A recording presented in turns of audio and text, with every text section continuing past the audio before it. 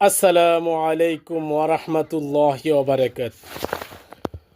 আলহামদুলিল্লাহ আলহামদুলিল্লাহি ওয়াকাফা ওয়াসালামুন আলা ইবাদিল্লাযিনা ইসতাফা।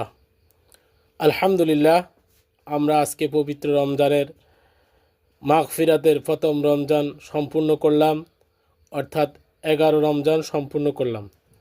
আমরা আগামীকালকে 12তম রমজানের জন্য প্রস্তুতি নেব। 12তম রমজানের ফজিলত সম্পর্কে বলা হয়েছে, যে ব্যক্তি 12তম রমজান রাখবে, হাসরের ময়দানে রোজাদারের চেহারা পূর্ণিমার চাঁদের মতো উজ্জ্বল হবে। আলহামদুলিল্লাহ, আমরা যারা 12তম রমজান সম্পূর্ণ করব ইনশাআল্লাহ, আগামীকালকে কিয়ামতের দিন আল্লাহ আমাদের চেহারাকে পূর্ণিমার চাঁদের মতো উজ্জ্বল করবেন। আলহামদুলিল্লাহ, আমরা সেই দোয়াই কামনা করব। তাছাড়া রোজাদারের সম্পর্কে আল্লাহ তাআলা বলেছেন হাদিসে কুদসিতে, রোজা আমার জন্য, এর প্রতিদান আমি নিজে হাতে দিব।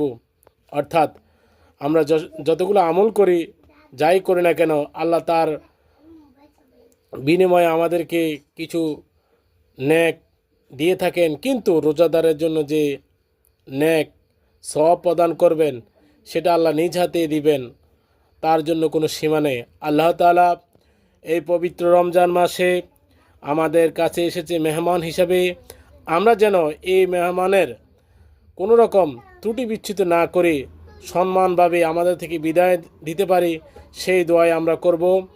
আমরা আমাদের পবিত্র রমজানের সকল রোজাগুলোকে সুন্দরভাবে রাখার চেষ্টা করব এবং এই রমজান উপলক্ষে আমরা আমাদের জীবনের যত গুনাহ করেছি বেশি বেশি করে কান্না করব, আল্লাহর কাছে এই গুনাহগুলো মাপ চাবো এবং আমাদের আত্মীয় স্বজন, মাতা পিতা, ভাই বোন, দাদা দাদি, নানা নানি যারা কবরে শায়িত আছে, তাদের কবরগুলোকে জান্নাতের মাকাম বানিয়ে দিবে, আমরা সেই দোয়া আল্লাহর নিকট করব।